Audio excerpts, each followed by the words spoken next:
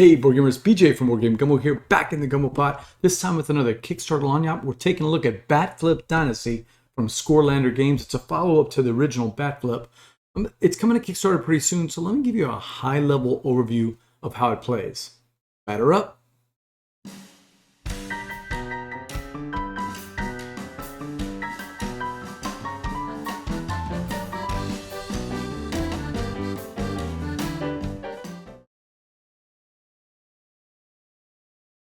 All right, so a few caveats before we get started. Number one, this is not a Kickstarter preview, as in a paid preview. It's not a review or anything. The game is still in development in some ways, so it wouldn't be fair of me to give a full review on this. But I will show you kind of a high-level overview of how it plays so you can see for yourself what the gameplay is and if it's something attractive to you. Second thing is, I love baseball, so I was inclined to like something like this already, so I'd be biased because I like games like Baseball Highlights 2045 and some of the other baseball games that are out there. So that would have, been something I've been interested in anyway.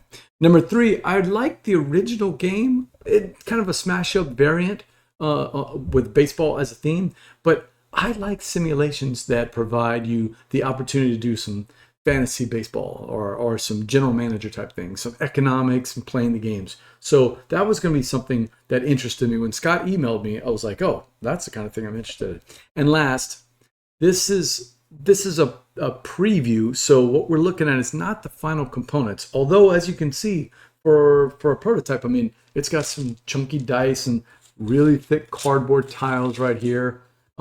Like these trophies, for instance, these little plastic 3D trophies, they may change during the project. The cards may change during the project. The artwork is definitely going to change because not all the cards have full artwork on them. So just keep an eye on that. That's some of the caveats for this project itself.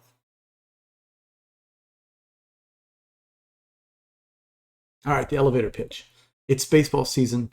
We've got a pretty good team. We're just about 5 players away from being a World Series contender. BAT FLIP Dynasty is all about fleshing out that last part of our team, getting those high dollar, high salary, big time players, maybe some prospects for next season if we need to, the mid-level guys that can fill out our pitching staff or fill out our outfield. You only have 5 players to draft, generally speaking. There's some shenanigans with some of the teams, but 5 players to draft. And we're going to do that in a pick and pass style that's got a little twist to it, a twist I really enjoy.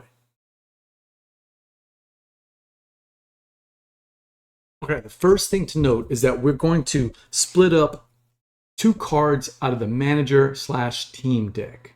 It's a deck of all these different cards, and if you played the original BAT FLIP, you'll recognize a lot of the artwork in here, like the Miami Juicers. You'll recognize these team names. So in this particular instance, I gave myself these 2 cards here. We got Connie Sweeper, who's a manager, and we've got the Sioux City Small Ballers. Now notice the cards are double-sided. So I could have gone with the Atlantic City Aces, and Akiro Banto instead. But this is the ones I chose here. You'll notice that the artwork has lots of different nationalities and representatives. There's a lot of diversity in the game. We're going to like that. Not all the artwork is finished, so I can't promise you what it's all going to look like. But I like the comic book style that it has here. Very similar to the original game.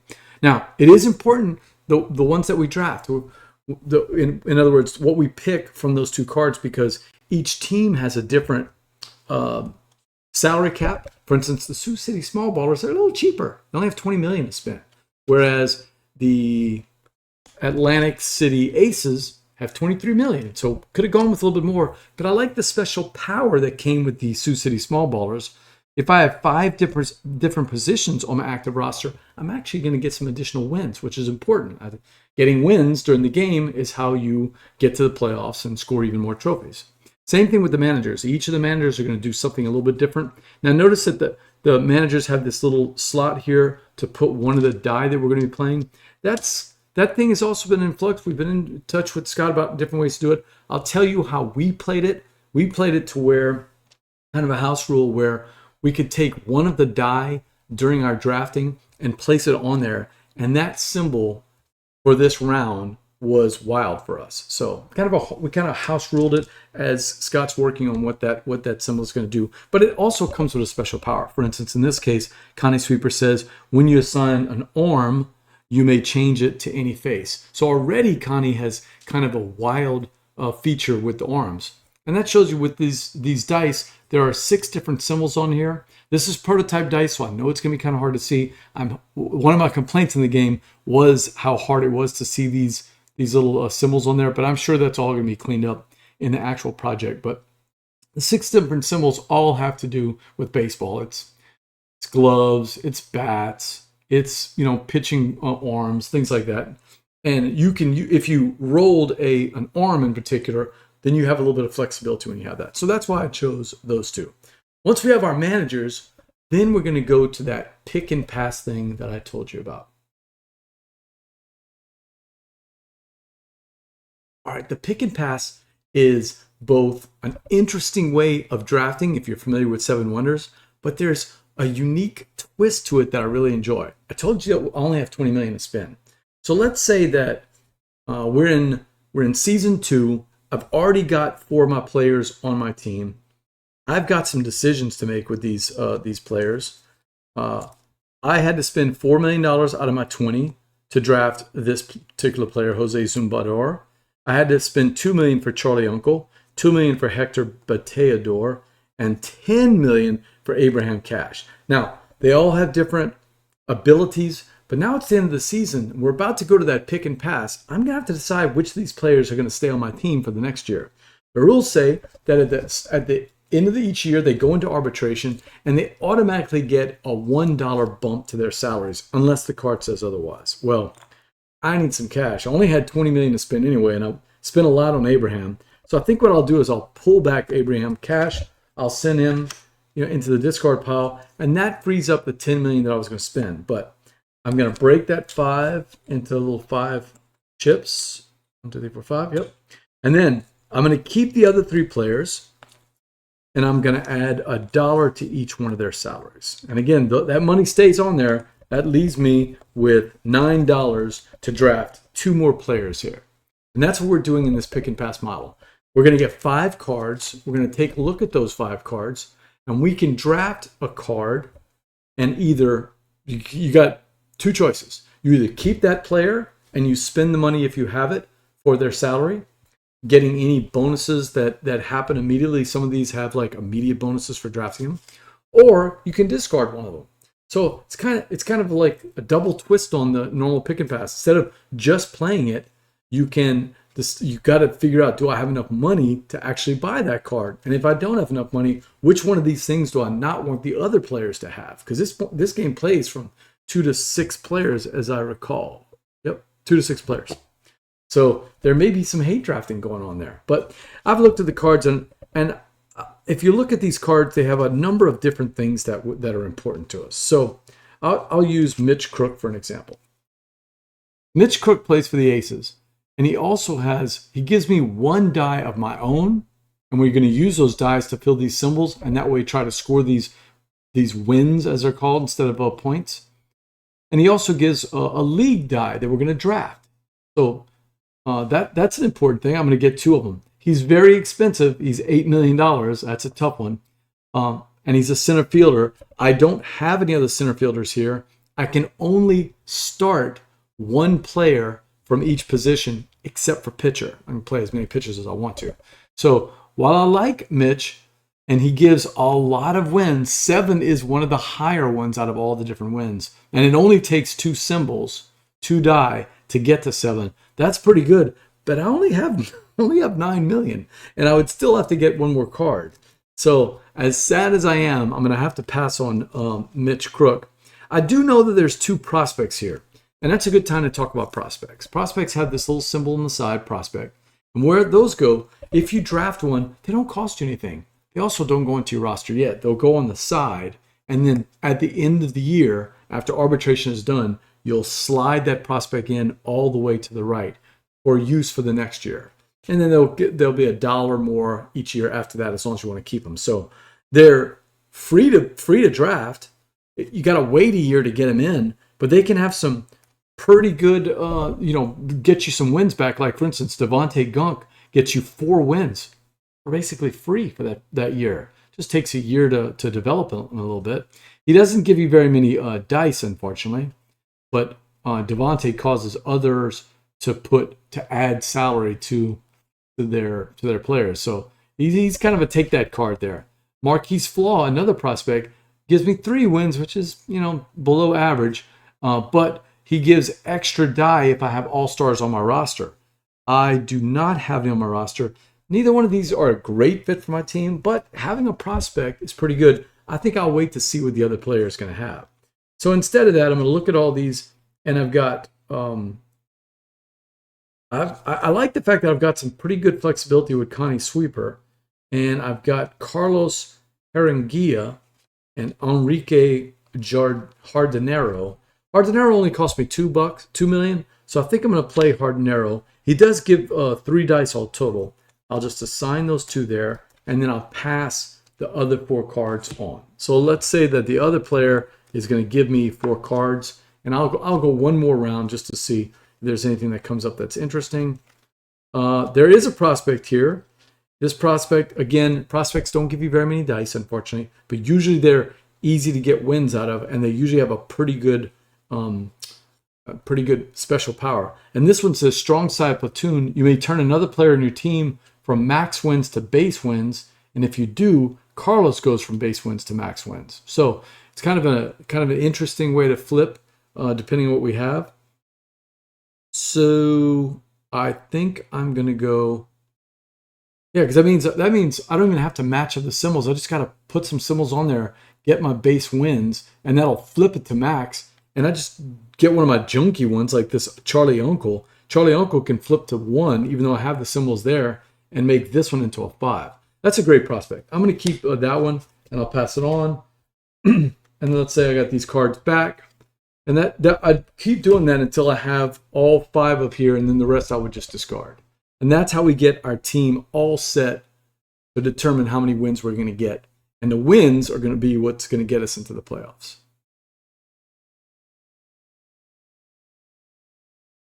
So this is a good time to talk about what our goal is. And our goal is trying to get as many wins out of these players that we have, plus any bonuses we have from our team or from our managers, and try to get the most that we can.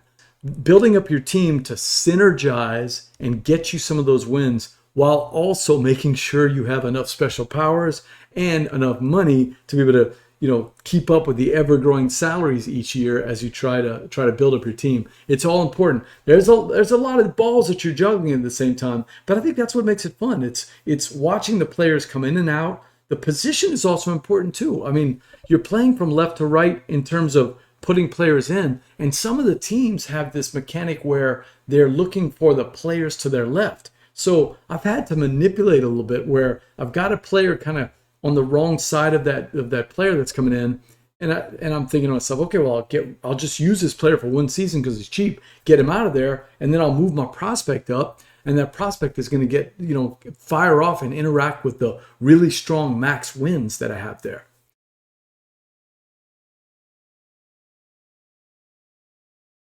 The last thing I want to talk about is the mechanics of getting those wins from your different cards, because that's the puzzle of the game. You've got the economic puzzle, but you also have the dice puzzle. That's where there's just a little bit of luck. But if you play smart, you can mitigate some of that luck. I've got Connie Sweeper over here that's going to let me mitigate my luck in terms of if I roll some arms. All right, so looking at my cards here, we've got 2 ways of getting dice to match up to the symbols on the bottom of the cards. If I can fill out my cards and the symbols don't match, but at least I fill them out, the dice are going to go twisted like this because they don't match, let's say, but I'll get the base wins on the left side. In this particular case, 2. But for instance, this one has only a base win of 1, but a max win of 3. To get that 3, I need to have 3 dice that all exactly match to that. So that's a baseball bat and a glove and a shoe, for instance, in this case. And I've got the shoe. If I had all 3 of those lined up and they're all square, then I get the max. And I showed you some of those max can go all the way up to 7 or 8. So it's important to try to get those dice that are going to match. So how do we get the dice? One of 2 ways. The first way is looking at the top of the cards and looking at all those blue dice. So in this case, my particular my particular team gets 2 blue dice here, which are called team dice. And also for this one has an X, so Jose doesn't give me any dice. But Charlie Uncle gives me dice, adding 1 team die for each pitcher on my active roster. So if I had been smart, I would have drafted a bunch of pitchers. I actually don't have any pitchers here. Not very smart, but let's say that I had 2 more pitchers here. I'd get 2 more dice. Right now I do have the 2 dice that are coming here. And then sometimes these will give me more dice. In this particular case, there's none. And then I roll these 2 dice up. I got an orm and I got a crown. And I've got to put those on here. Man, none of these really match. But I do need some base wins. So I'm just going to put these sideways right there. Oh, this says I can change an orm to any face. So I could change that and maybe hope I get something different. But in this particular case, I'll just put them both sideways like that. And then we go to the next phase, and that's the lead dice. We look on the bottom, the red dice here, and in this particular case, I get 1, 2, 3, 4, 5, 6, plus any dice that would be coming from my manager or my team. And the other players also have lead dice. We combine all those dice, my 6, let's say, and let's say my opponent had 4 league dice. And then the first player, called the GM, will roll all the dice. Now that we have all these dice here, they become a central pool for us to take turns going around the table drafting from. So obviously I'm looking for arms because I can use those as wilds. And then once all those are drafted, we'll look at all of the ones that we have matched up perfectly and get the max wins. We'll look at all the ones that we filled out the card, but they weren't a complete match. Some of them were, at an angle, and we'll get the base wins. We'll add those 2 together, plus any bonuses that any of the cards have, any of the manager bonuses, and any of the team bonuses, and that'll be our total wins.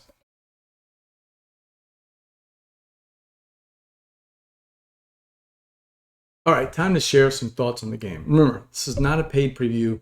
This is not a review per se, because I haven't played the game enough with the final rules and the final production to really give it that final score. But I can give you my first impressions based on the games that I have played and what I've thought. I really enjoy the economic side of the game. It wasn't what I was expecting. Managing, picking your team and then using that budget to draft players each year out of your hand, it's just a juicy decision that I've really enjoyed making. I also love the combos that can develop.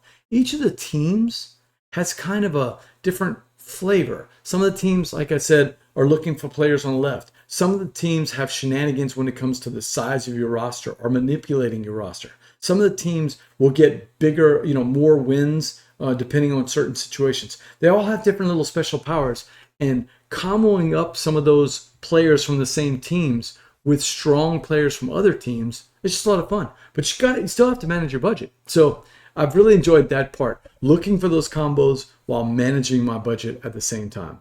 I wasn't too happy about the dice themselves, but I'm hoping that they can fix that in the Kickstarter project. That was really my only complaint. I like the fun artwork that we see in here. It's cartoony, but it's very action filled. So I do like that part.